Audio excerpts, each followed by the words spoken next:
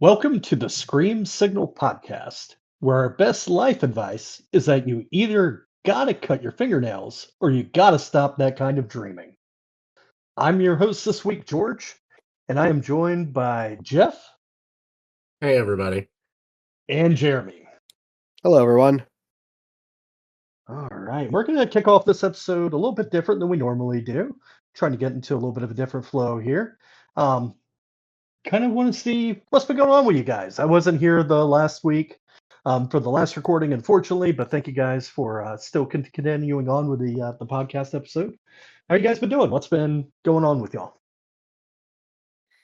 Go ahead and take it over, Jeff, first. Oh, okay. Well, I'll go ahead and apologize to everybody in advance at the top of this because I have contracted some kind of crud. My dad was in the hospital last week and he's doing better, but I was going in to visit him and I think I picked up some kind of bug. So I've got a sore throat and a cough and I'm not doing the best, but I wanted to make sure I was here to record for you guys. Want to stay on schedule. Yeah, so trying to soldier through here. How about you, Jeremy? How are things going with the move? You getting all ready for that?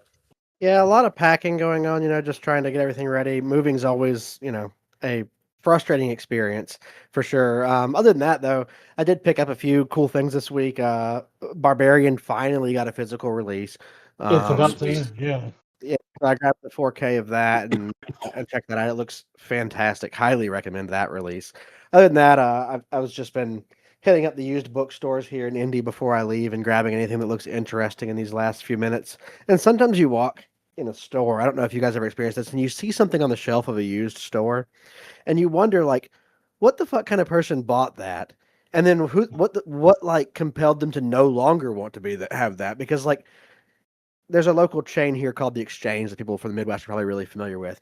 And I walked in the local store and they had all three Men Behind the Sun movies used there. And I was like, What Oh, weird. the I was like, hell? that's some shit I just don't expect to Yeah. see in a used media store any ever. So interesting week. Just a thought when I was looking at used stores that sometimes just the stuff people buy is just I very strange. wonder, I think about something like that, and I wonder if what's going on there is either somebody like passed away and somebody's getting rid of their collection, or somebody like got into financial dire straits and was just getting rid of anything that wasn't essential. Or the last possibility is I don't know about you guys. I know I tend to do this from time to time. I'll kind of get off on a kick with something, and I'll be like, oh, I gotta watch like all these Hong Kong action movies I've Yeah. never seen or whatever. And I know I did get on a kick there pretty briefly where I was watching all these like really extreme band like worst movie you've ever seen, and I don't mean worse than like as in the quality is bad, but like the content is really extreme and awful, and people find it hard to watch. So I could see somebody like finding out about those movies, like ordering them without watching them, and being like, "Oh god, I gotta get rid of these." Yeah, I could see that. That probably is the most likely scenario there. Somebody bought them and then was like, I actually don't want these on my shelf. Yeah, I don't want these around. Yeah, Men Behind the Sun, it's weird. The video store I always went to as a teen had all the Men Behind the Sun tapes, which is always really weird for a super rural area to have something like that. Yeah, That is but especially with the box art, just sitting up there on display. That's some crazy. pretty grisly box art. Yeah. Well, it's Holy funny you shit, mentioned yeah. that. I feel like when I used to go to the video store in Winston, where I grew up, which was for people who aren't from North Carolina or don't know, Winston's like kind of it's like a smaller city. It's not a huge city, but it's a city. And I had a lot of video store choices, and there were chains and mom and pops. And I don't think I had ever seen like Faces of Death or Traces or any of that kind of stuff until I went to like a mom and pop store in Pilot Mountain, which is people will know Oh from yeah. Andy Griffith's show. Little tiny town in the middle of nowhere.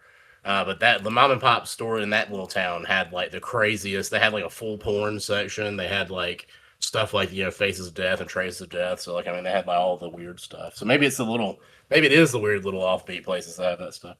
Maybe. It must have been, yeah. I mean, somebody was renting it if they kept it on the shelves for that long. So, yeah, I mean, it was there for forever. So, It's Right. intense. Yeah. And as for me, anything going on lately? Not much. Couldn't make the last recording. My wife and I were about 4 hours away. We had taken a little weekend vacation, and that got extended longer than we had anticipated on Sunday. We ended up adopting a cat before we left Oh where we were wow. vacationing. So yeah, it's been good though. She's fit Is the right cat in. No adapting? What's the problems. cat's name? So the cat was named Mandy. We have renamed her Dahlia instead. So, Hmm. but yeah, he's great. Yep, taken super well to being here and to the other animals, and yeah, she's fitting right in. It's been awesome. Oh, that's cool. Yeah, but yeah, Well, we're one glad to thing. have you back, sir. Yeah, I appreciate it, man. It's good to be back.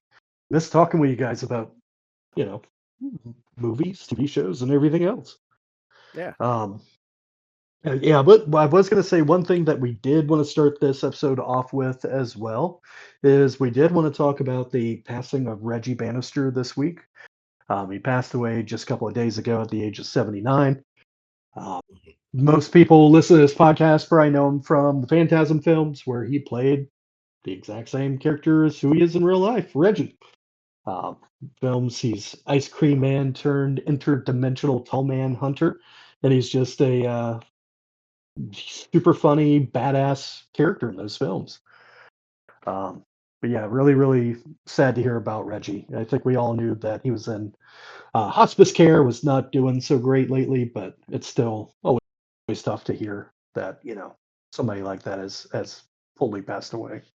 Yeah, it's unfortunate because there's not. It does feel like the legends that at least people our age grew up with are Mhm. dwindling now. So, what was you guys' relationship with Reggie and Phantasm and just his body of work in general? How did y'all come to know him and and first experience that? I would definitely say that I saw Phantasm as a kid, but I don't. Most of the things I was watching when I was like say under 10, I don't think I was like grokky exactly. I was just kind of like oohing and awing at the crazy things. So I mostly remember the tall man and the little silver balls with the drills and all that. Yeah. Um, but I would say probably uh, when I started coming back to the Phantasm, and I'm kind of weird. So I think Phantasm 1 is the best movie in the series, like in terms of quality. But Phantasm 2 is the one that I enjoy the most. It's the one that I Yep. want to watch like more often. And I think that just watching Reggie in those movies in Phantasm 2, and then he had a couple of cameos in Wishmaster and Bubba Hotep that I would see him over the years. And then actually, funny story is a friend of mine and I had gone to a horror convention around the 2003 mark up in Baltimore. And while we were there, we were cutting through the crowd, and my buddy ran like smack into Reggie Bannister. And Reggie kind of like was like, "Oh, excuse me, pleasure to meet you." And then my buddy just kind of brushed Reggie aside because he didn't know who he was. And it was really, really funny because you could see how offended and hurt that Reggie was that like this guy had no fucking clue who he was. Which you shouldn't feel bad because this guy's just brain is scattered all the time. It really wasn't that, but he was a Yeah. very nice guy. Seemed like he loved his fans, and Mhm. it is really sad when something because I think it was like Lewy body dementia, right? That got Yeah. him, Yeah. Yeah. which is just an awful disease, and it's just terrible that he got cut short from such a thing. Because by all accounts, a super nice guy and very gracious for his fans. Yeah. Yeah. I I think never had it. Go ahead, Jeremy. go ahead. Well, I think my strongest memory of Phantasm, oddly enough, I watched it a few times as a kid, but it was never a favorite series of mine until I got older. I really appreciate it now, but as a kid, it was just one of those horror movies that kind of lingered in the background, and I'd seen a few times, but didn't like revisit very often. Joe. But my strongest memory of it is definitely skipping high school. I don't know, like, and going to Jeff's house actually with our one of our friends, and we put Phantasm on Uh-huh. and about 10, 15 minutes into the movie, your mom pulled in the driveway unexpectedly, and us like Right. just busting ass out the back. Our other friend, who is much faster than us and in better shape than us, was just instantly gone, disappeared, like just took off. And me and Jeff were just like running, trying to keep up. It's that's my favorite Phantasm memory and I still love the movie, but that will always be related to Phantasm in my mind is a very memorable high school experience. I'm sure That's Reggie would approve. awesome. Yeah. I mean, clearly he was probably into the skipping the school from his character. Oh yeah. Phantasm 3, I think, was my intro to Phantasm. I had never heard of the film series, and I think I caught 3 on like USA around Halloween one year. Obviously cut because it was on cable, but had a blast with it, and then sought out the other movies. And I'll be completely honest, I disliked Phantasm so much the first time I saw the original film. It's like, this is boring. I hate it. And it's one of my all-time favorites now. So sometimes just got to be in the right mindset for stuff. Yeah, I can But no, see it. It's a weird movie. it's a very weird movie, and it's very dreamy and slow. And I guess the sequels are too. They're dreamy, but I don't think they're as slow as the first film. But I really appreciate that about the first one. The first one just has so much character to it. It's just awesome. And like you guys were saying, it does seem like Reggie really does love his fans. I never got a chance to meet him, but if you ever talk to anybody who did meet him, or if you go see the words that Don Coscarelli, the director of the Phantasm films, what he had to say about Reggie and his passing, it's really sweet. And basically, he was saying the person that you see on screen in that first Phantasm film, that's Reggie, just 100% him. So, yeah, he will definitely be missed, and we lost a legend there. Yeah, we really did. It's Yeah. sad. R.I.P. You'll be remembered forever, and that's one of the cool things about the like fandom and movies like this is that Mhm. the movies will live on, and new people discover them, and fans will keep watching them, and so in a way, he's always with us. Exactly. Let's see. And moving on from that, I know last week you guys did the Nightmare on Elm Street remake for this week's episode. We did. Very dodged a bullet with that one, I think. Yeah. Agreed. Yeah, I think where we kind of ended up on that is that I didn't hate it as much as I did the first time around, but I still think it was just so many bad choices made for trying to revive that series.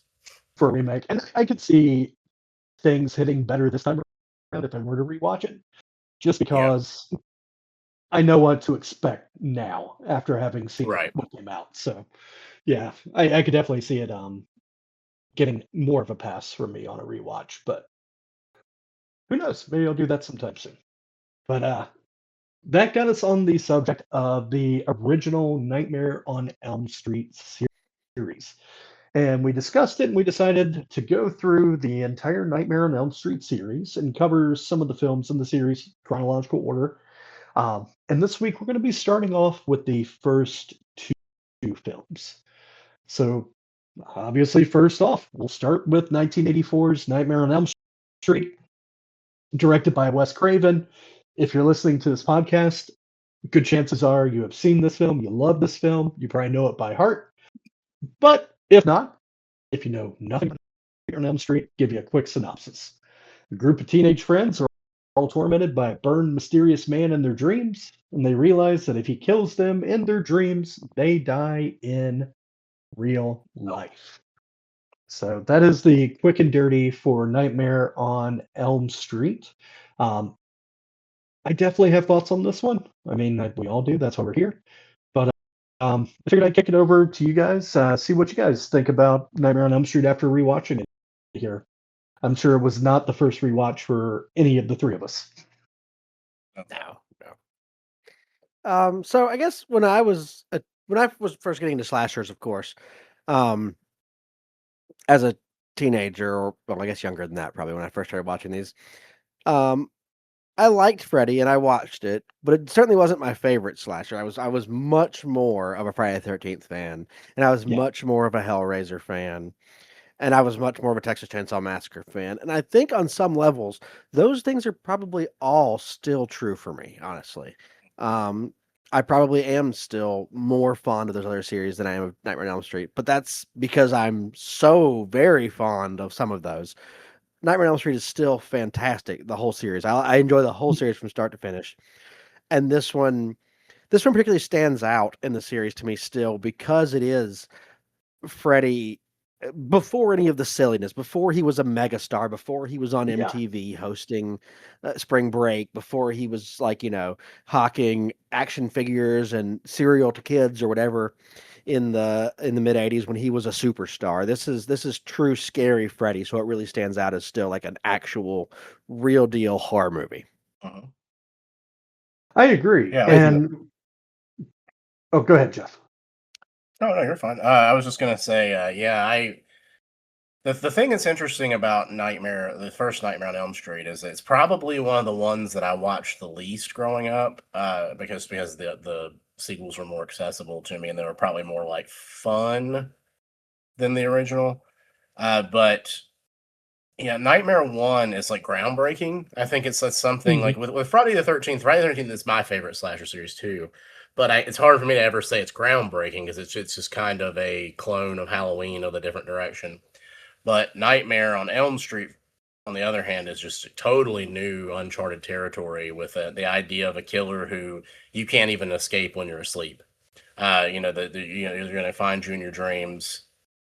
I remember reading that Wes Craven actually came up with the idea for the script because he had read this series of articles, I believe it was in the LA Times, about these Southeast Asian immigrants who were coming over, and they were having these like vivid like nightmares that they would end up dying in the middle of these nightmares. And one particularly, he had read about this kid who had been kind of begging his parents he didn't want to go to sleep, and they eventually found him dead in his bed. And the wrinkle, the thing I think was like what kind of set the idea of this off in Wes Craven's mind was that they found a coffee pot in the kid's closet where he had been brewing coffee to try to stay awake at night because he didn't want to sleep. And that's first off just a chilling, story. Like regardless of like what it was based on, or how much truth is there or not. I think that sets the tone for just a really dark and scary movie that the first one is, compared to, like Jeremy said. After, I think 2, it's still pretty scary, but by 3 we're moving into like just pure fun, silly Freddy territory, and so the first one has a special place of being just dark and sinister and original. It is definitely dark. It is definitely original. It's definitely sinister. And rewatching it, and it's something that I've always noticed before, but it really hit me last night, was this film still feels pretty fresh in the way that it's shot. It's shot almost in at least the dream sequences, especially the opening with Tina and the kind of like boiler area, the industrial area. It feels almost like a music video at points, just the way it's shot. It's quick cuts. It's like a lot of zooms. It's just really kinetic. And I feel like that makes this film still feel fresh now.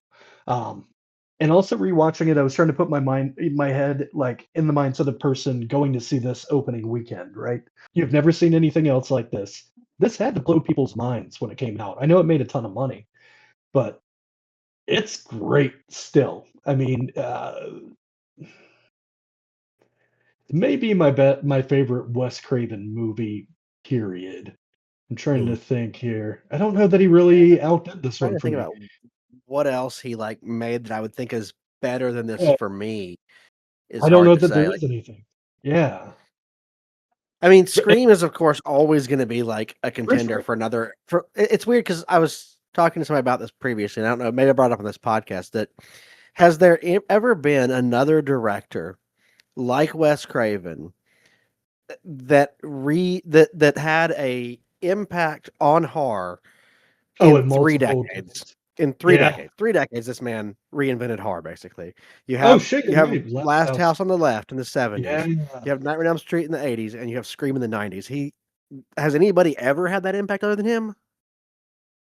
That's hard to I'd say. have to do some research. Yeah, I'd say it's pretty probably not. That's pretty crazy to have that many ballparks that like really like change the face of the genre. Yeah. So just saying like this is his best movie is like it's high praise, and I think it probably is true, just for at least for me. I love a lot of his movies, but this is the I do one I too. think that's top tier for me. Yeah. Yeah. Yeah, I mean it's definitely the one I think is Well, actually, it's probably a toss up between this and Scream as to which had more of an influence. But I think for people our age, Scream came much later. We were already like moving towards teenagers, whereas Nightmare on Elm Street were kids. So it's one of the things that forged our like young minds. And I like Scream is a really good movie. I don't think it's scary. At least not for me. It's not scary. It's not scary. But I think the Nightmare on Elm Street, the first like couple of movies, they're legitimately scary like moments in them. Not like suspenseful like Scream, but like legitimately like scary stuff. And so I think you're probably right. It probably is his best. Yeah, and you were saying, we were kids when this came out. We were teens by the time that Scream came out, and that reminded me of another point I wanted to mention about this film. The actors actually look like teens, except for like one of them. But Nancy, 100% seems like a high school kid. Glenn, played by Johnny Depp, 100% looks like a normal high school kid. A lot of times we don't get that in horror films. Everybody looks like they're in their 30s when they're supposed to be. Especially in the 80s. Yeah, especially in the 80s. But yeah, at one point they're like, Tina was 15 when she died. It's like, holy shit. Yeah, they were really making them out to be like early high school, which is crazy to think about. I don't know that very many films would get away with killing teenagers that are that young in films now. I feel like it would still be probably too taboo, and I feel like it probably added something to, this film's success. It was just unlike anything else that had really been out there beforehand. Yeah, I definitely think most movies that you see, even during this time, I feel like most movies try to like keep their cast to like, oh, they're 18-year-olds. They're 18. Yeah, exactly. Yep. Because that way you're like, well, we're not killing children. Don't be ridiculous. Even though like we all know 18-year-olds are basically children. But yeah, I feel like there is that taboo line that you typically don't. That's very much drawn in like movies and horror in general, that you don't kill children. They better be 18-year-olds. Like even Jason doesn't kill the kids at the camp. He kills the counselors who are clearly adults. Like Yep, exactly. And I mean, it just blows my mind how big of a pop culture character Freddy was after this, when he was literally a child abuser and child murderer. It's just insane that, like you were saying, marketing stuff towards kids. He had his own TV show. It was just. I think too, watching that remake, really brought something up in me that made me realize that they very specifically call Freddy a child murderer through all of the original series. And while you could probably extrapolate from that, other stuff was going on, they never explicitly say it. And I think that is literally what separates it. Because weirdly, like, I think because we never witness him kill a child. Like, we never see him do that. We never see any of that. Yeah, exactly. Right, we never see any of that. We're told that. And then he's kind of presented to us as this, like, cartoonishly, like, mustache twirling evil type character that's so over the top it becomes kind of fun, that we all kind of let that sort of sit as like a back seat in our head, something we don't think about that much. Whereas, in the remake, they just bring out this, he's a child molester. And I think that instantly sets a tone that's almost impossible to get around. We went into this a lot last week, where it's just like, you can't come back, at least in society. It is weird. I agree to some extent that like, it's like, well, he just killed kids and you can come back from that. And like, people are like, okay, well, that's somewhat, we can ignore that. But the minute you say he's a child molester, it's like, well, this guy you can never pull from him. You can never be like, I'm having fun watching this anymore. So it is a weird line that's drawn there, but it definitely is one that separates Robert Englund's Freddy, where it's ambiguous what happened. He might say some weird shit sometimes that you're like, well, but it's never like, they never explicitly and later in the later movies, they almost kind of like stop talking about it altogether. Well, I was gonna say, I feel like they try to retcon some of it by the end of the original series of films. Yeah. So Yeah. interesting. Even in But part yeah. 2, like which we're about to talk about, I'm sure. There's a scene where it implies that Freddy's about to kill a little girl, and then they pull back and they're like, Yes. "Oh, he catches it. Nope, not going to kill that little girl." Like that happens in the second movie. So Yeah. they definitely try to steer away from that, from killing actual like small children versus like teenagers, even in this. Now, I like the sequels, and I know we're going to talk about those in coming weeks, right, as we continue the series. But Yeah. I will say this one, it has its fun moments, but it definitely has a mean streak through it, which is crazy to think about. Even though he's killing people in the sequels, there's not that menace there, like you guys were saying in the Yeah. beginning that England really is able to bring to the role.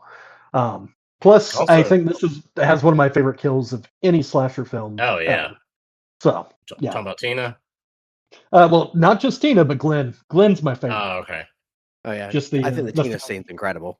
The Tina scene is so good. Yeah, I think the Tina, like I would it's I've not actually sat down, and maybe it's something we could do for an episode one day, try to rank like best all time, like kill sequences in a movie. Oh, that'd be fun. Yeah. But I think the Tina kill sequence has got to be top 3. If it's not the best, it's certainly top 3. It's way up there. Absolutely insane what they pulled off, when they pulled it off, like how they did it. Yeah.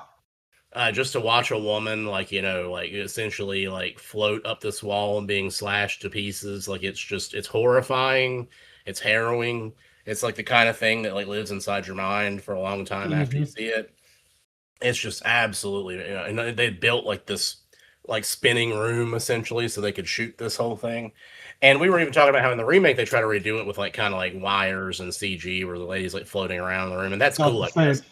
But yeah, it just doesn't work the same. Like there's something like more unnerving about her, like kind of pressing against the walls and ceiling the way she does. It's just it's mind blowing. Yeah, and it's always one of those things that when I watch it too, I remember this was an independent production. This wasn't a studio. This was New Line was not a giant studio. This was a $1.1 million movie. They had $1.1 million in the 80s, which sounds like a lot of money, but is not a lot of money when you're making a movie. No.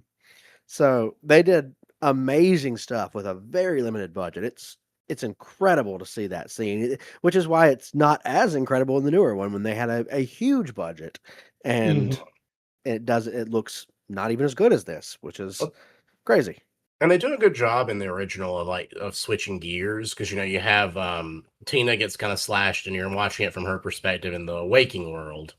Then you have Glenn, who gets pulled into his bed, and it just kind of like his geyser of like gore and blood like goes flying up to the ceiling in a really, really cool, like never seen anything like that before, like shot. Yeah. But then I also like to bring up Rod's character when he's killed in the prison. It's like Freddy, it's like the claw like kind of knits this like sheet together and like makes a noose and hangs him. And that's really cool and something you don't like. It's different. Like it's not just Freddy slashing somebody with his claw. And like I think all these different kills really, like that you remember them, you think about them, they're like unique, it's special. There's just so many good scenes in this. And then they like the Freddy coming down the alleyway with the long arms. Yep. With the screeching and the spark. Such a great so thing. good. The face getting ripped off, when Freddy's face comes off, it's like it's just crazy cool stuff. And there's like, it is funny when you watch it in high definition now, and you're not watching it like, on a CRT like I was when I was a kid, when everything was a little bit blurry. And now watching it in the end when Freddy's like on fire, I'm like, oh, look at really thick necked Freddy, where this is like clearly a man like in a thick burn suit. Yep. Yeah. So it is. There is funny stuff like that when you're watching it in high definition, that's very noticeable. Right. Another thing that we hadn't really touched on yet is the soundtrack. Like I think the soundtrack especially the theme, like the main theme, it does so much for creating this like dream nightmare like atmosphere that just really, really like sells. And it's probably why they always stuck with the theme, through the whole I feel like this whole series had really strong music throughout, though. Even when it turned silly, you still kept getting like cool docking music and stuff like that. It's a series that's really defined by really great music throughout. Yeah, it really is. You're right. And then another thing we hadn't really touched on too is we talked about Robert Englund, Heather Langenkamp, Johnny Depp, but there's some other like and obviously Amanda Weiss plays Lynn Shay's in here, but Lynn Shay shows up. John Saxon, yeah, The great John Saxon. Fun popping fact: up in do we know why Lynn Shay was in this? I No. don't. Her brother is Robert Shay, who co-founded New Line. Oh, Bob Shay. Oh. Yeah. Bob Shay. Yeah, Yeah. Bob Shay's her brother. Yep. That makes sense. Huh, I didn't know that. Yep. Or maybe I did know that and I forgot. That's cool. Yeah, definitely cool. But yeah, I love John Saxon in this too. He's great. Nepo yeah. sister. Damn. Everybody likes to call it Nepo shit. Yeah, John Saxon's one of those, like, I love seeing him pop up in something that just automatically, I'm like, Same. this is going to be cool just because John Saxon's in it. Yeah, I do love for sure. the first time he shows up, they're telling him about Tina's death, and they tell him the name and all this stuff, and he has no recognition. Even though it's Yeah. like his daughter's best friend. He's like, oh, yeah, I don't know. Okay, cool. A teenager got slashed up. Yeah, I just thought that was fucking hilarious. But yeah, Nightmare on Elm Street, great movie, still holds up. Geez, 40 some odd years now, 42 years for Yeah. Nightmare on 42 Elm years. Street. That's nuts that it still holds up this well. But Oh, yeah, then, fantastic. 1 year later, it may have actually been less than a year later, we have Nightmare on Elm Street 2, Freddy's Revenge, directed by Jack Shoulder, who I absolutely love. Great director. And this time we have another teenager in peril. We have a young man whose family has moved into Nancy's old house. Unknowingly is not aware of the previous murders and everything that happened with Freddy before, but he soon finds that Freddy is trying to possess him via his dreams so that he can use his body to continue killing in the real world. So, Freddy's Revenge. Um, should we go ahead and go with the most important point right out of the gate about this movie? Probably. Oh, Cool. the Clue Gulager's in it? Oh, I mean, Clue Gulager makes everything better, but Right. this is definitely the gayest of the series, and I do not mean that in any derogatory way. I mean it factually. Yeah, it's crazy to watch this one and think to myself, how did people at the time not realize that this was just like an allegory for homosexuality? Oh, they did, and they were mad about it. Well, that's also true. You know what's interesting about this is that, I mean, obviously, again, I was watching this. I was very, very young. I was under 10 years old seeing this movie. Yeah. And I did not, at the time, as a very straight, oblivious kid, did not pick up on any of that. For a good portion of my life, I didn't really pick up on any of that. I remember, seeing his little dance, Mark Patton's dancing scene in his little bed in his bedroom when he's like cleaning his room. And I mean, I was like, I feel like, yes, now in retrospect, looking back on it, I can go, okay, yeah, this is definitely, a pretty gay like thing. They're trying to show the things about this character. But back then I just didn't think of it that way. I just thought of it as like we all do stuff that's like probably our friends would look at sideways if we were we thought we were all by ourselves in our room. So I just never really, none of that stuff ever really added up. But I remember on the rewatch of this, I rewatched it recently, but is probably a few months ago when I grabbed the box set. I'd watched it again for the first time in some years. There's a lot of other stuff that like sticks out to me a lot more than stuff like that. Like like the teacher, like Marshall Bell plays this like gym teacher, who is the most like the most homoerotic stuff going on with him the entire time, including like a leather bar like scene. There's just, and then the friendship between Mark Patton's, which Jesse's his character's name, right? Jesse and his friend Robert Russler plays his friend. Like they're kind of hey, I got to leave this girl that I'm supposed to be sleeping with to come to your house to talk to you, man. Just like all this stuff where you're like, whoa. But like having all that being said, I think it's really cool that this movie was there for people who needed it. When there wasn't a lot of representation, or worse, like we grew up with a lot of things. Like Monster Squad's one of our favorite movies, all three of us here on the pod. And one of the things that we're sort of regretful about is when you watch it now, they use a lot of like derogatory terms for gay people, just like haphazardly throughout the Yeah. film because it was Oh, cool that back then to do that, and now you watch it and you're just like, oh, geez. And so, like, I'm Yeah, glad that. trying to show that Oh, movie go with my ahead. son was rough. Like, I was like, "Oh, I love this movie." And I hadn't watched it in a long time. And I was like, "Archer, let's sit down and watch this Monster Squad movie." And then immediately right off the bat, like they start dropping the F slur over, and I'm like, Yeah. "Oh shit!" I A had to lot. like pause and have a conversation. I'm like, "Holy shit, forgot about this. How casually this was thrown around in the '80s." Um, so it is weird going back to these movies, and this one does stray from that at least, Oh, yeah. and tries to offer a more, I think, at least a more positive representation of that. I think so. And Well, I think using the kind of metaphor of Freddy, right, being within him mhm. and kind of fighting with this person that's within you.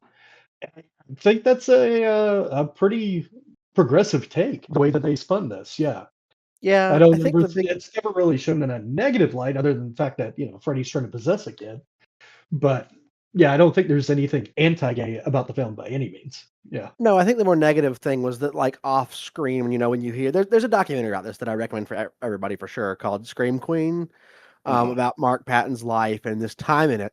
And when this movie came out, people started saying, this movie is very gay, and they were mad about it, not in a positive "this is gay" way, but in like a negative "this is Oh, gay and we're mad about it" way. And the writer slash director both threw Mark Patton under the bus and were like, "It's his fault. He made it gay."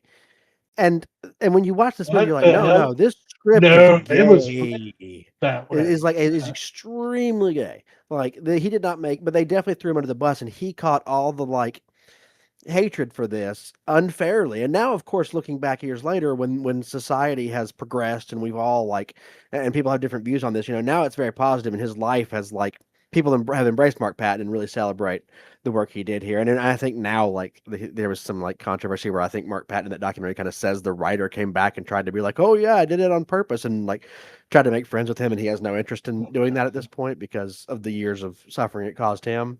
So Yeah, it's got a dark history surrounding it, but I think now looking back at it, the movie has a very positive, like, is a good representation for that time. Yeah. I agree. And speaking about Mark Patton, I think he's great in this too. I He's know he's fantastic. not a leading, he doesn't look like a leading character by any means. Once again, that goes back to, they all look like actual teenagers, the teens in the film. But no, I think he does a great job. There's not a lot of Freddy throughout this one, but I guess there's not really in the original either. But this one feels to me kind of like Jason Goes to Hell to an extent, with the whole Huh.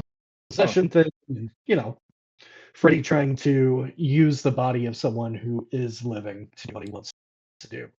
Yeah. Um, but it does have one of Freddy's best lines though at the pool party when he's just screaming that they're all his children. Love it. Yeah. Love it That so much. scene is just so iconic. I feel like when It's so he's good. standing Yeah. there, his arms out to the sides, the fire from, Mhm. like, raging behind him and him screaming like, "You're Yeah. all my My children." Like, that children. scene is just fucking awesome. It's great. I've always thought it was really weird that this one had so much hate over the years. Like, so many people would say, "Oh, it's the worst," Nightmare on Elm Street. It's not Ah, very good. And I mean, if we're just comparing like straight apples to apples, if we're going Nightmare to Nightmare One, I mean, Nightmare One's better, but I think Freddy's Revenge has some of the best and most like harrowing and terrifying scenes in it. Like, some of them even worse than the original. Because I mhm. think of the only time I think I've ever watched a Nightmare on Elm Street movie and gotten chills was this movie, and it's in the there's a scene where Jesse's having this dream. He's in the hallway of his house, and he goes to open the cellar door, and Freddy's there, like, grabs him, and he does this. It's like you can barely see Freddy because it's in the dark. It's like you're in the dark of this hallway, and Freddy tells him, "You've got the body, but I've got the brain," and he like kind of like Yep. peels back his He peels his scalp, head. like, which that's cool and all, like, but it's mostly that Freddy's in the dark. You can barely see him, and there's this whole menacing thing where it's just this kid and Freddy in this dark hallway, and it's terrifying. Like, it's legitimately really scary, like more scary than because some of the stuff in the original, like, when Freddy's in the dream, like, cuts off his fingers and stuff. It's like it's so over the top. It kind Mhm. of takes you out of like it being scary. But in that moment, you're just like, holy fuck. Like, that would be like, you'd be like shitting bricks. It'd be the most terrifying thing that ever happened to you. Yeah, I think this is also Freddy at his grossest, right? Like, there's some moments in this when Freddy, like, he looks really fucking gross in Yeah, moments, I he think, compared does. to the Yeah. others where He's like real wet. Yeah, he very gets a lot slimy. Yeah. cleaner. Yeah, but this movie, he's just nasty. There's nasty body horror throughout it. When he like peels off his like Yeah. skin and comes out of Mark Patton and stuff, it's just a lot of gross shit in this movie that really like stands out compared to a lot of the later ones. Even though they had gross stuff in them a lot, but it was always over the top and never done seriously after this. Yeah. I could see that. The scene in this where Freddy is actually using Jesse's like body as like the gateway from the Yeah. dream world to the real, and he's actually literally like, emerging from him is So good. absolutely insane. Yeah, it's like so cool. It's such a, I mean, it's one of those effects that we all kind of know how they did it, but still, when you're watching it, you're just like, oh my god, like there's a body horror. Like there's a lot of body horror in this one, A and it's lot. probably more than any of the other Nightmare on Elm Streets. And yeah, it's also it's so much more personal than I think a lot of the other movies are. Like this one's very could see much that, yeah. Freddy versus Jesse. Like like it's those two characters. Like the other people kind of come in and out here and there, but for the most part, it is Freddy and Jesse like struggling this one out. And something I'm starting to appreciate a lot more as the years go on are the sequels to these franchises that took a swing, like a big like swing for the fence. It's just so different and so original. And this one does that for sure. And I think a part of that was the rushed schedule for this one, right? Because I don't think anybody thought that the original was going to make much money. It just like blew up, and they immediately rushed a sequel into production. And I would have to check dates, but I feel like this came out like 11 months or something after the original, which is a stupid turnaround time for a film. Um, so I felt like they probably just were given carte blanche. Nobody really had time to look over anything and say, no, we Yeah. can't do that in the movie. They're just like, yeah, make it, do it. Yeah, I think And I think that's it probably a benefits from it. huge part of it. Yeah. One thing that I think is like really interesting about this movie and that I've seen brought up before is for people that don't know about Mark Patton's story, very unfortunately, Mark Patton is living with HIV. He's an HIV positive man who contracted it, kind of at the height of the AIDS epidemic, and that's like, and shockingly still alive, which almost no one from that period is. But this movie is very much seen by a lot of the gay community as also an allegory for that, because this is a young man who suddenly has a growing illness inside of him that makes him a threat to his friends and community and is murdering them as he gets close to them.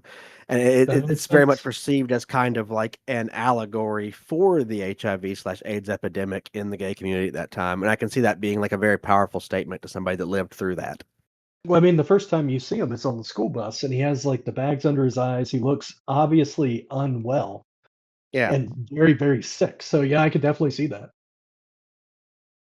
Yeah, I had never really thought of it like that before, but yeah, when you say that, I can definitely see that being a way you can interpret things for sure. Yeah, because like people that did experience that, their family turned on them, much like his family kind of starts turning on him Mhm. here. All of his friends are afraid of him.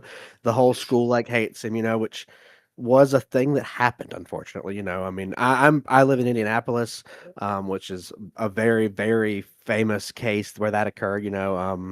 I don't, I'm sure that anybody that is similar age to us, knows the story of Ryan White around this time, Yep. who was like a very famous HIV positive kid who was isolated by his entire community and friends. So these kind of representations in the 80s and 90s would have been like insanely powerful to people that were experiencing in the parts of those communities and experiencing it.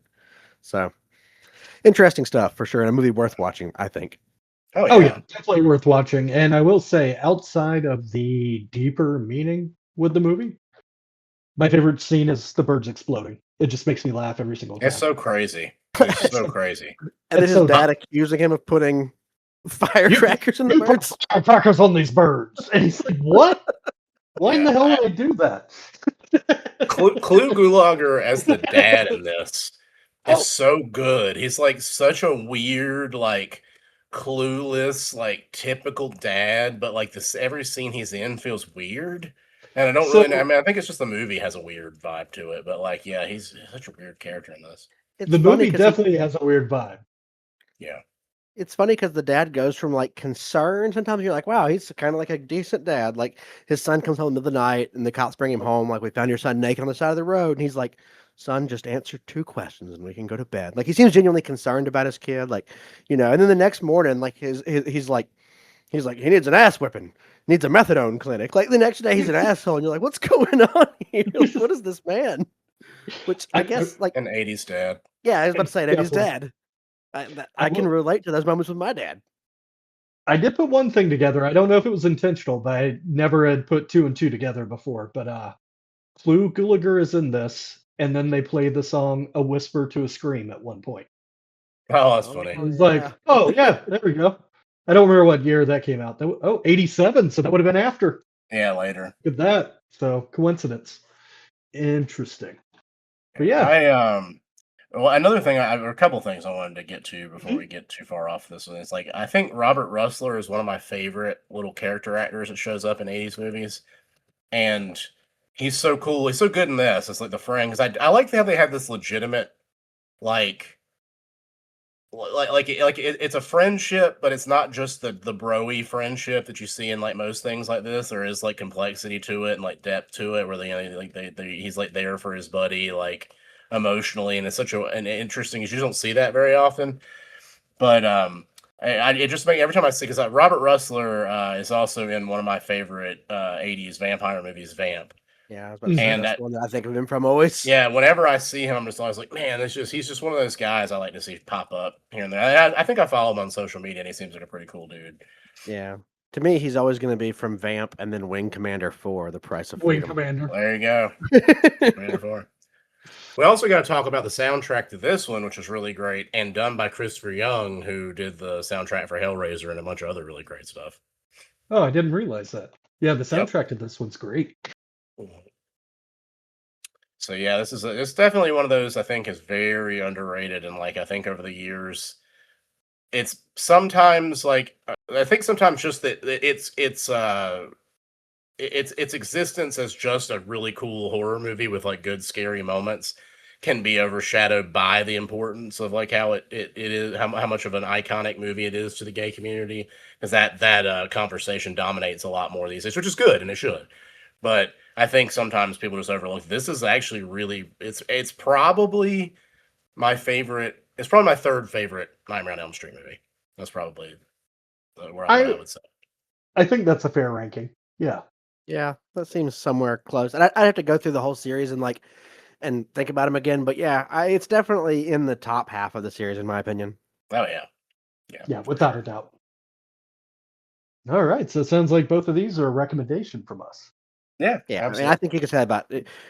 We're going to say that about all the series. I feel like everybody knows that. So yeah, I think there are some that are like more skippable than others. Yeah. Like they're not quite as good as like for the first like 4, I think pretty much all of them are going to be like, yeah, these are great movies. These are movies you should see. And if you're trying to get into horror, you're just going to watch this whole series eventually anyway.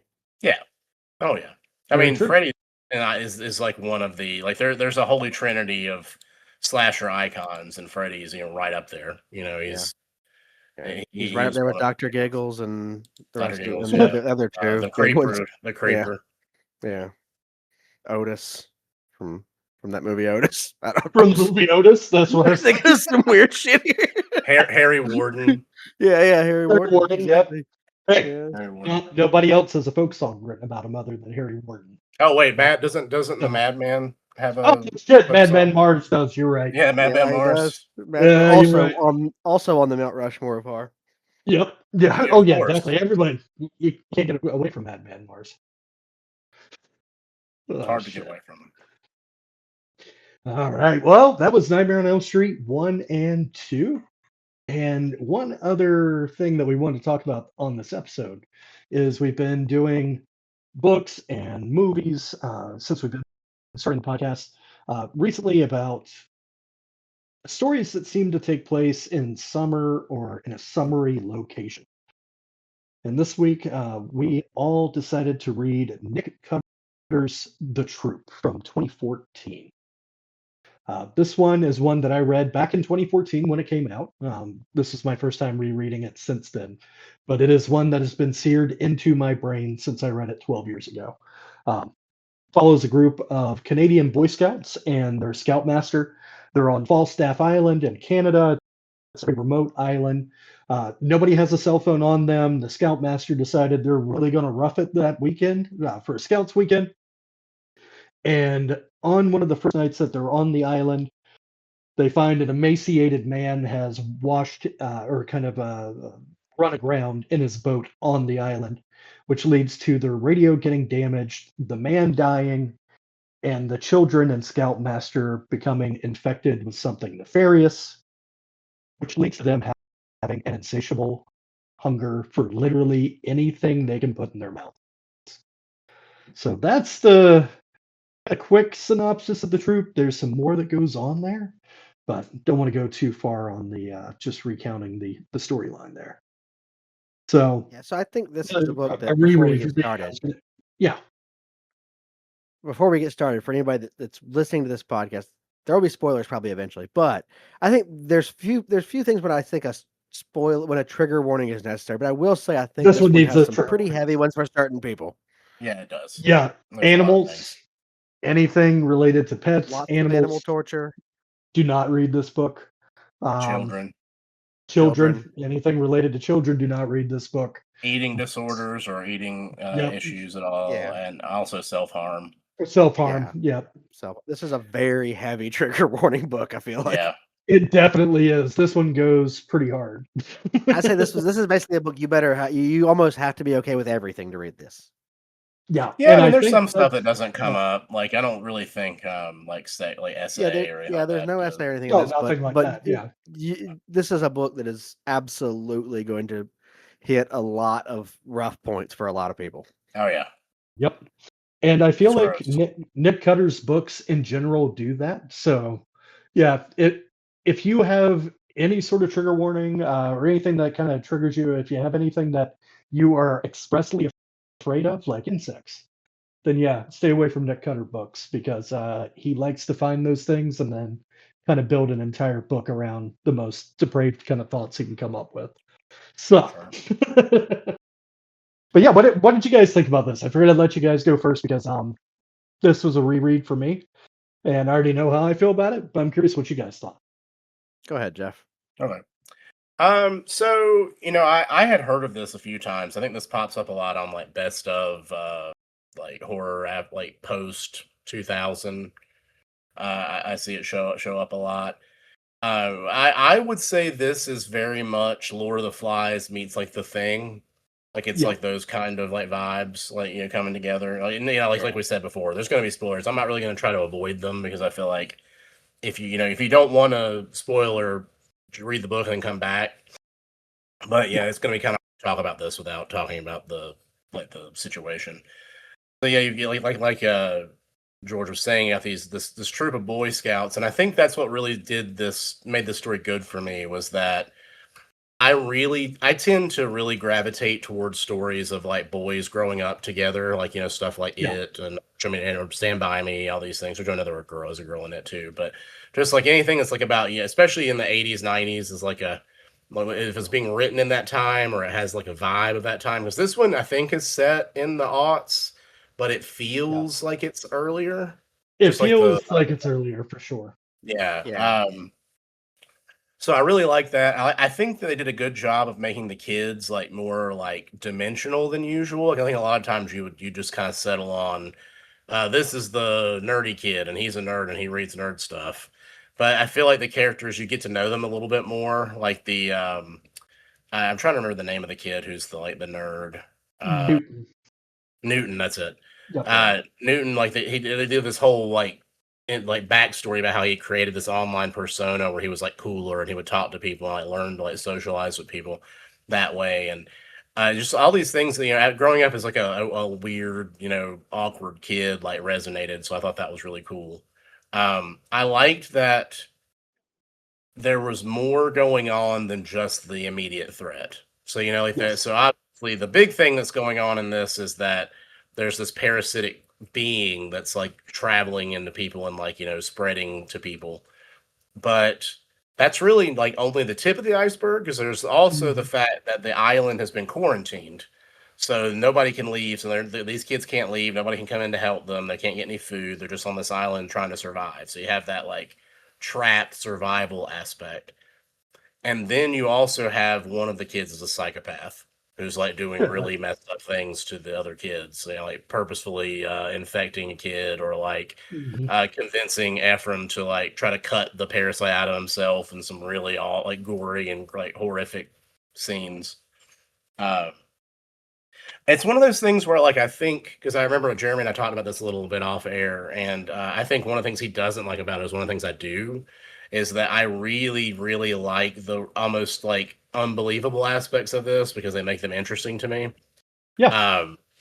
It kind of reminded me of times of some of the things like Stephen King writes, where it just feels like kind of like a weird moment in like a person's life that maybe can only exist in this book, but like that whole Shelley Ephraim thing really got to me more than anything else in the book. So I really, really like that. I think it's really cool. It's gory. It has some coming of age stuff. It's interesting. It's not like, I feel like it's not a story you're gonna feel like you've never heard before, because I do feel like it lines up with some other like movies and things you've probably seen before. But I do think it's very well written and very well done. Especially the way they tell the backstory of what's going on through these like articles and interview snippets. Yeah, that part's very Carrie like, for sure. Yeah. Oh, yeah, without a doubt. Yeah, for sure. I think this, to me, the beginning I think is really strong with the guy that washes up on the shore. I think that part's very strong and horrific. And then I think the end is really strong.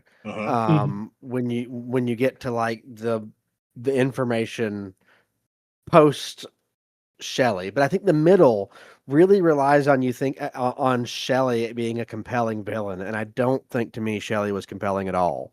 So I think that part lagged to me. But overall, I think it's a good book. It's a recommend still, I'd say, as long as you can tolerate some of the deeper, more fucked up aspects of it. Yeah. Right. I think it's a recommend, but I do think it really, really in the middle hinges on how much you think the Shelley character works.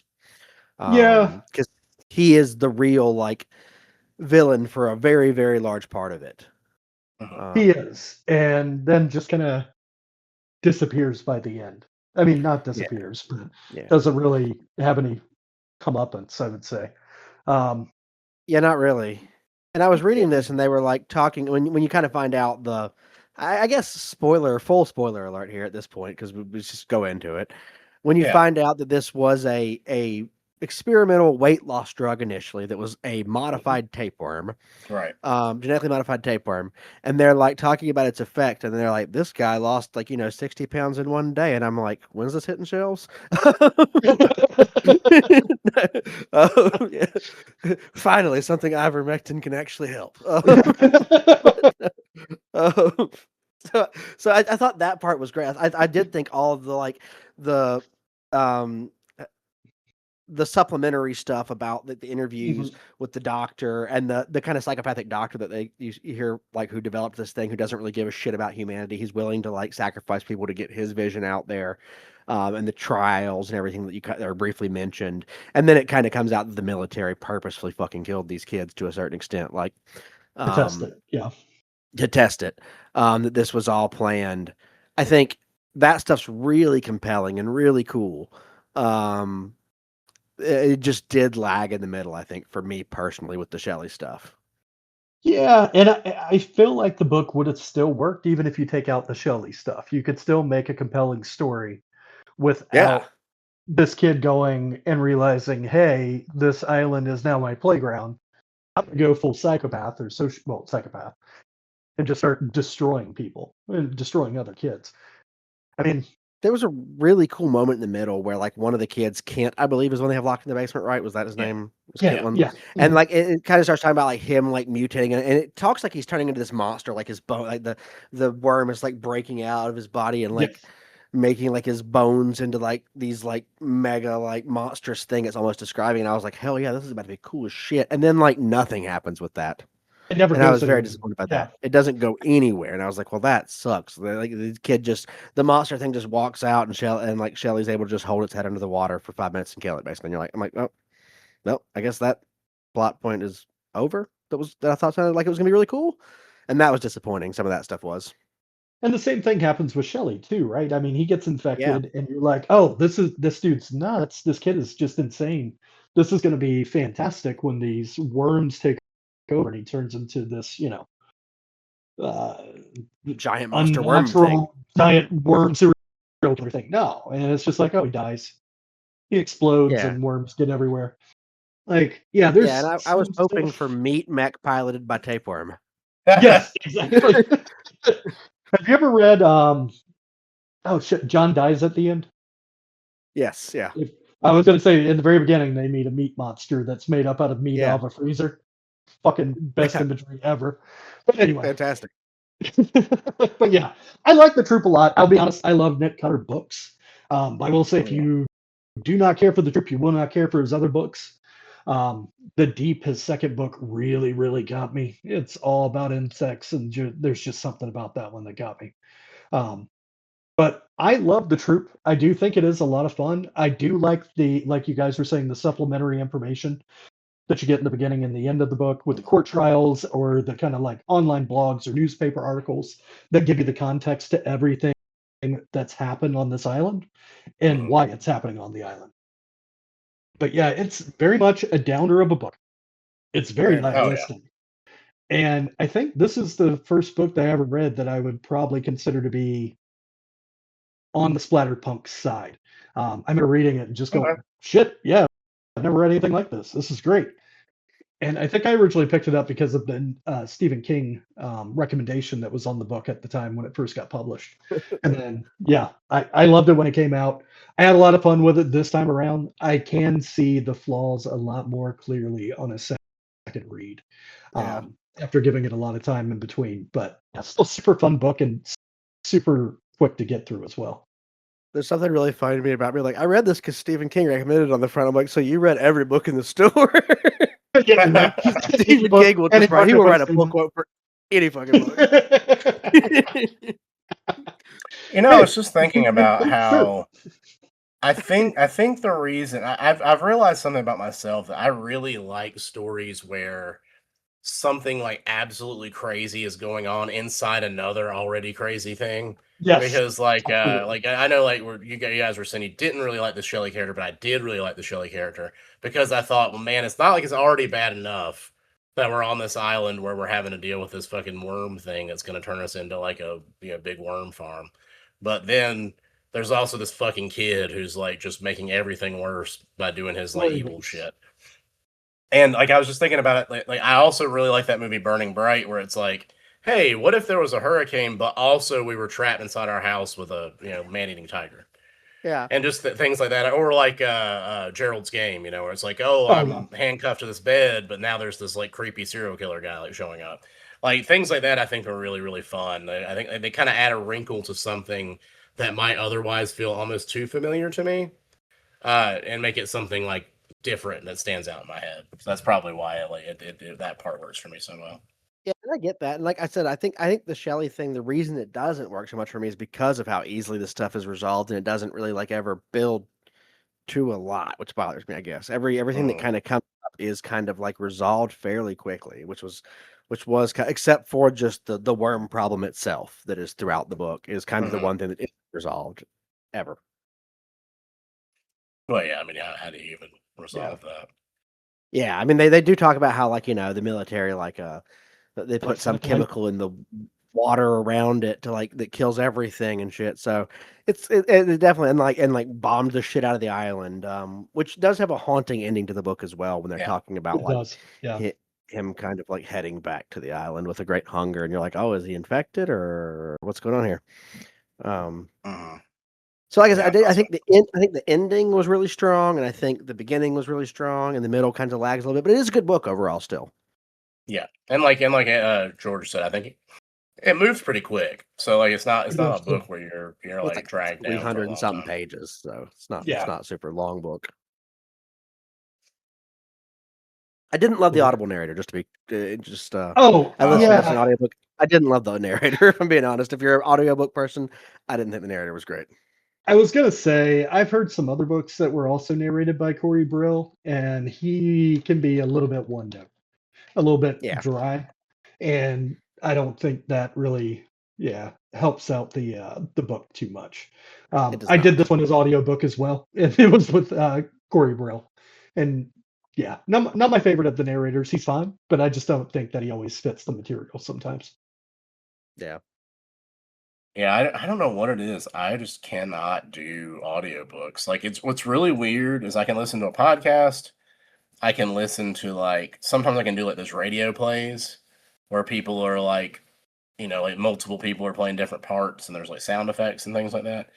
But a person reading a book, it's like my head just zones out and I can't pay attention to it. I get that.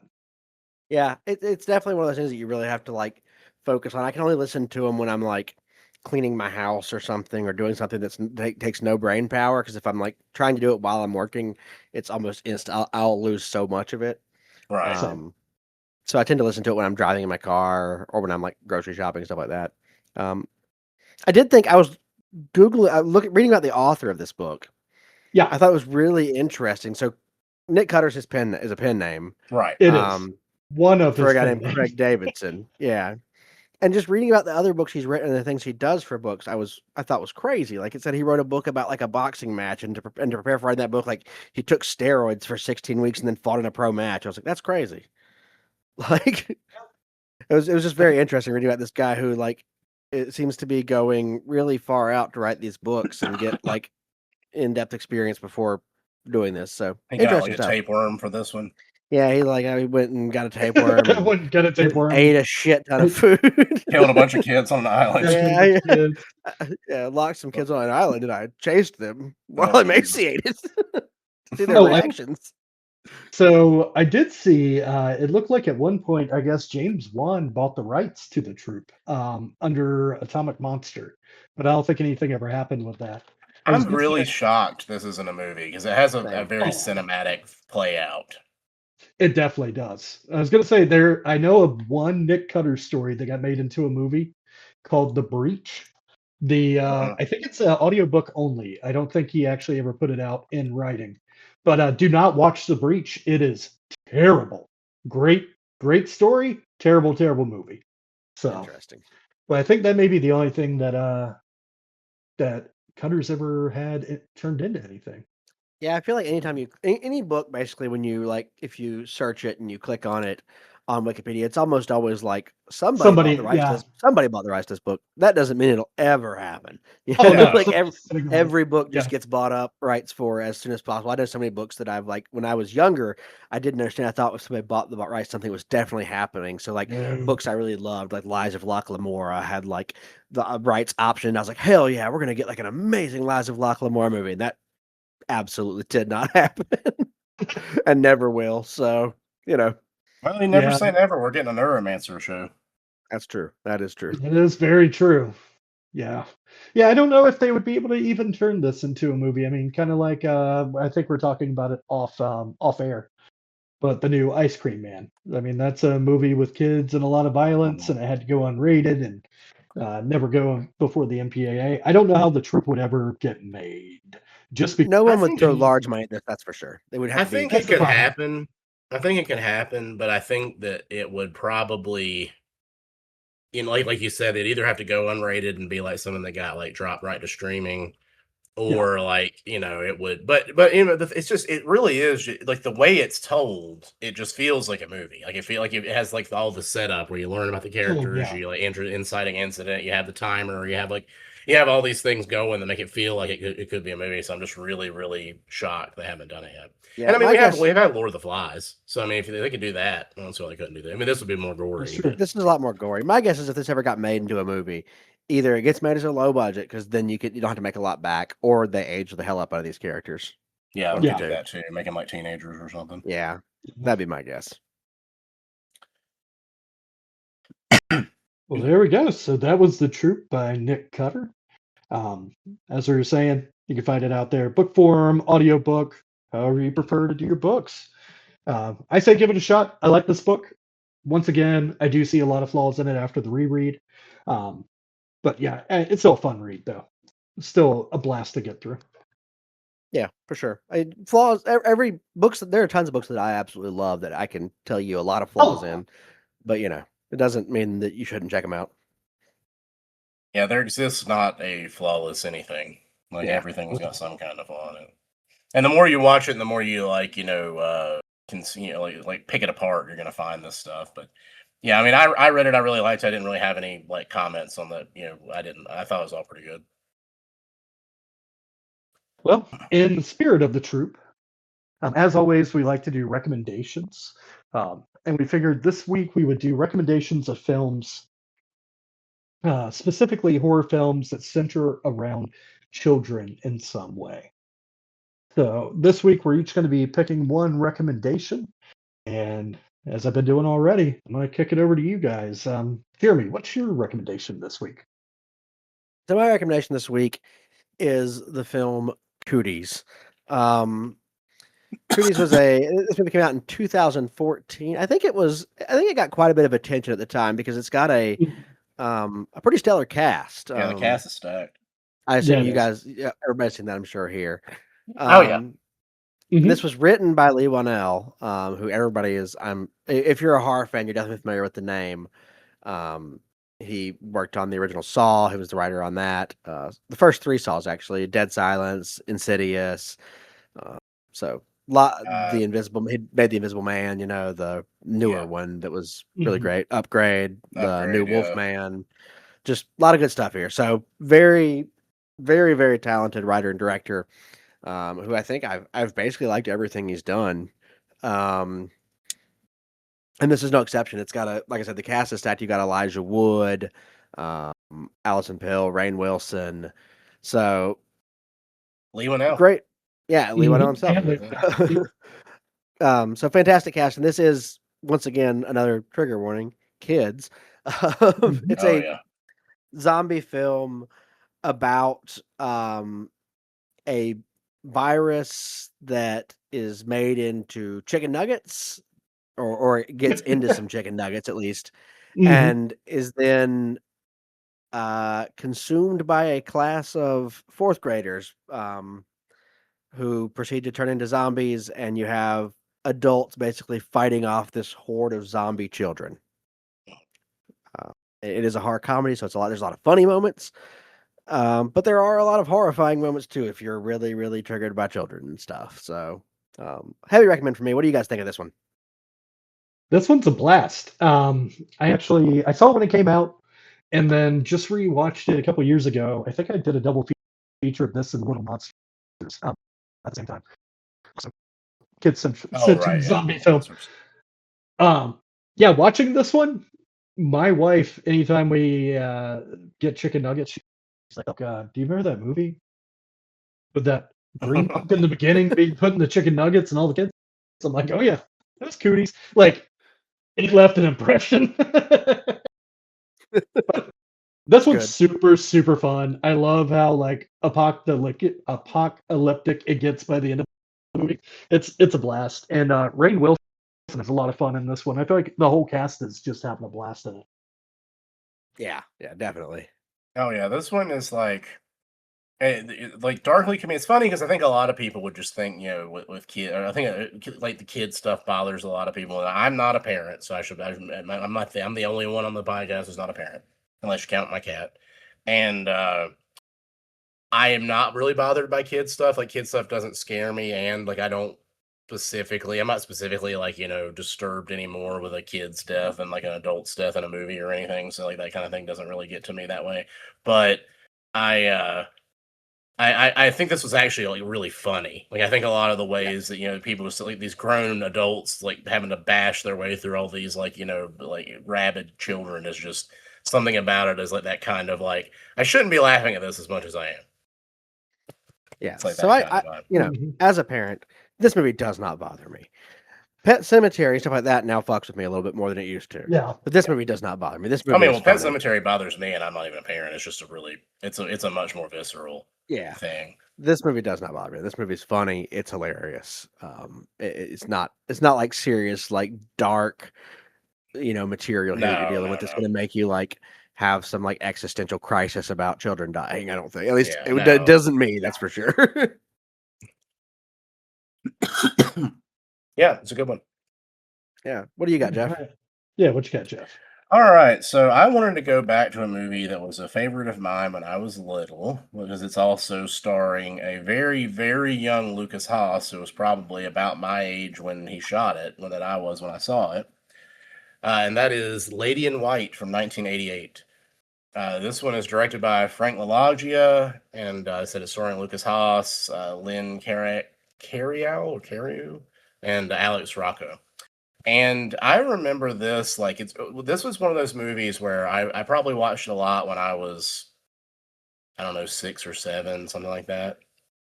I used to rent it a lot from like a local like mom and pop video store, because I thought the cover was really cool. It has this like kind of almost Amityville looking like window with like light streaming in and this kid. So I would just rent this all the time.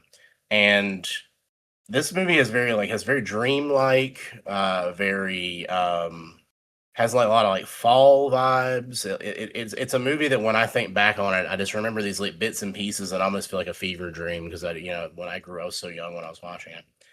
But basically, this is a story of a little kid who goes to school and gets locked in the coat closet over the weekend at school by these bullies, and he witnesses a ghost while he's in here, this like ghost of this girl, and kind of gets embroiled in this old murder mystery revolving around this ghost. So he's kind of trying to piece together like what happened and get like kind of like justice for this ghost in a way.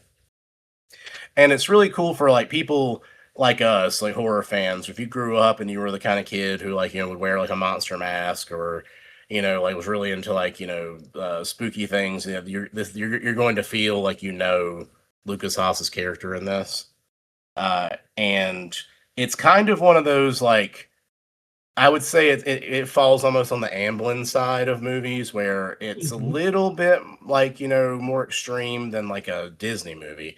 But I think most kids could watch this as like a gateway to other like horror. Again, there are some elements I maybe should not have been seeing this when I was a little kid, because I think kids can watch it, but there is some like some very dark and mature like themes going on in the background about murder and the things that go on with that. But that being said, if you like kind of hazy dreamlike movies that have like blowing crisp fall leaves and spooky like transparent like ghosts moving through walls in the moonlight and all that sort of thing, I think this will be your bag. And if you like true crime, because it has a true crimey kind of vibe to it. What do you guys think about Lady in White? That's one I haven't seen in a while. It's one that used to always come on cable when I was growing up. I remember watching it as a kid, but it's not one that I've revisited as an adult. So it's probably time to give that one another watch. I remember it being slow, but being good as a kid, and then I'm sure I would enjoy it much, much more now. Yeah, this is definitely a good, watch this when the weather's turning kind of movie for sure.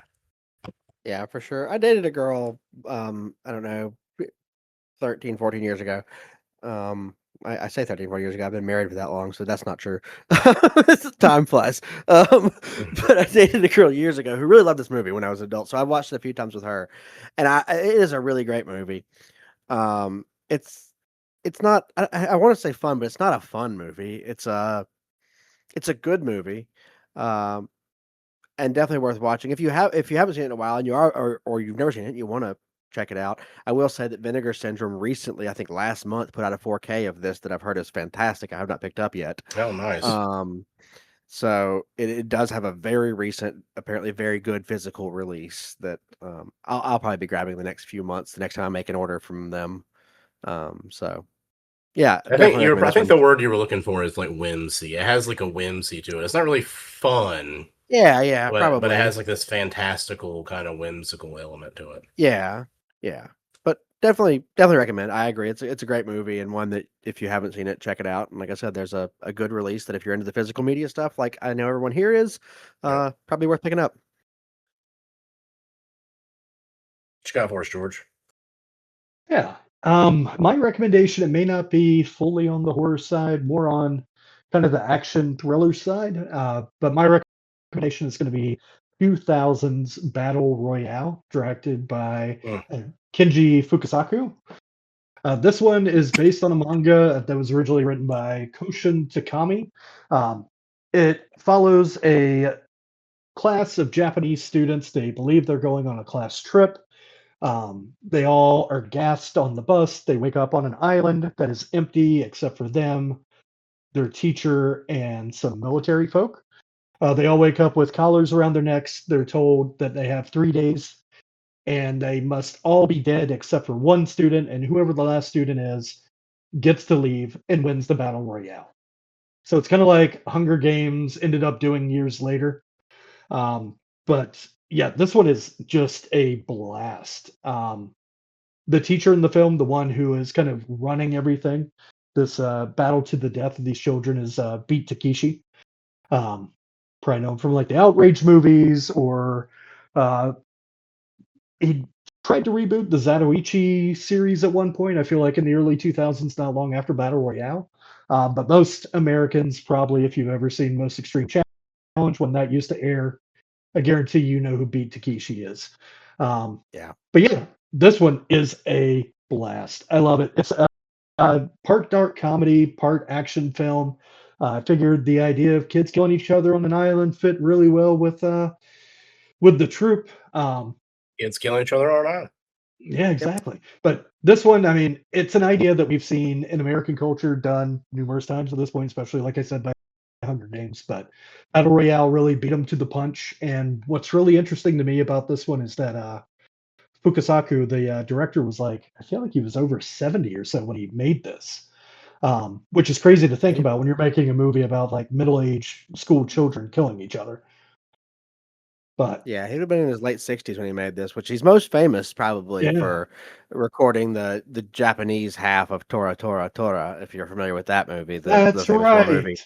Yep. He shot the Japanese portion of that, which is like the thing his big claim to fame. But yeah, this movie, I love this movie so much. It's so good. It's great. Small correction, it's based on a novel, not a manga. Oh, it was a manga originally, yeah. And I tried to read that novel one time, and I will say that it is a very tough read, as an American who doesn't speak Japanese, because despite the fact that it is translated, you're still dealing with like 60 something names in a Oh, different yeah. language, Japanese names that are constantly coming up, and trying to keep track of like 60 or more characters in a different language is very, very difficult. Much more difficult than when you're watching a movie where you can like visualize the people and you can look at them and you know they're different people. So the book's a hard read, but it is a cool read, and it's very different than the movie in a lot of ways. Especially, there's a whole subplot in this with the teacher being obsessed with a girl. None of that's in the book. Yeah.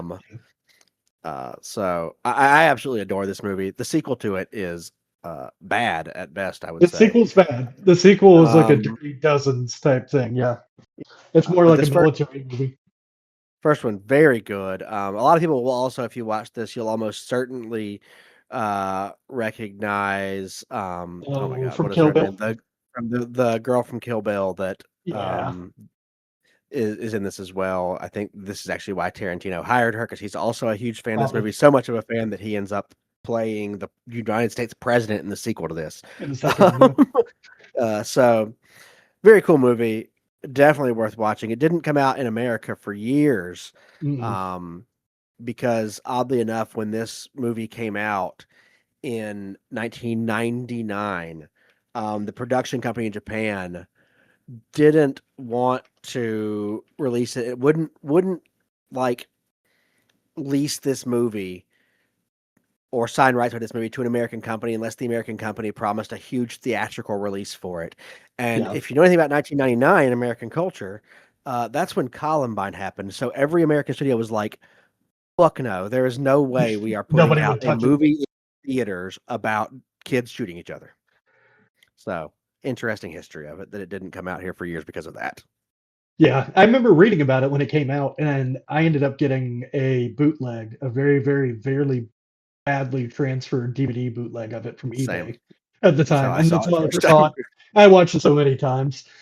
So, Same.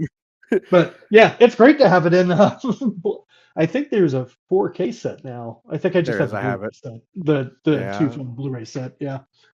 Yeah, I think the 4K is another one that is once again exclusive to uh what do you call them there? Um who does that? It's one of the companies that releases theirs and only sells their new stuff. Lionsgate Limited. It's Oh, only I know. available through Yeah. Lionsgate Limited, so you have to order it from them directly. You can't buy it in stores, which Yeah. is just annoying. It sucks. But yeah, it is a good 4K worth buying. Well, there we go. What do you Yeah. think of this one, Jeff? You hate Japanese movies. Right. Yeah, that's true. So I remember this one. This is always one of the ones, like the big ones that I checked out early on when I was dipping my toe into the Japanese stuff, and I liked it. Like, I mean, I thought it was fine. It's not one of the ones that like really blew me away or like because I always hate to sound like this because I did the same thing when like Hunger Games came out, but I was always like, yeah, this is just kind of like stuff I've seen before, and but it's kids. And that was fine. Again, Yeah. there's nothing wrong with it. I think it's a good movie. It's just not like one of my top favorites. But yeah, I would definitely recommend it for people, especially if like you saw Hunger Games but kind of wanted something a little darker. I think this would be definitely the darker version of that. Oh Yeah, yeah.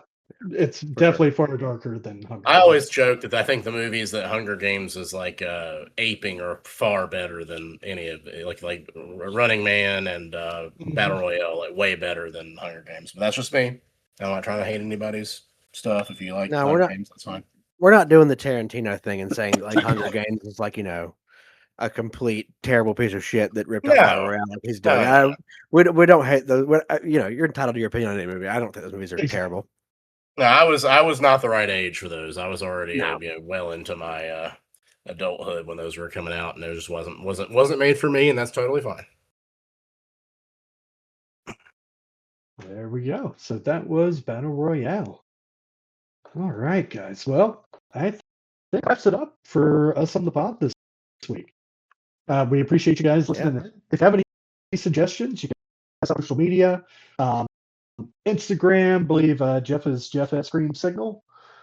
And Jeremy is at Jeremy Scream Signal, and I am at George Scream Signal. And then you can find us Scream Signal Network on Facebook. Feel free to connect with us. We're going to be trying out a few ways to connect with our listeners here starting out soon. So, yeah, keep an ear out for that as well. All right, guys. Well, that's our episode. Thanks for being with us, and hope you have a great night.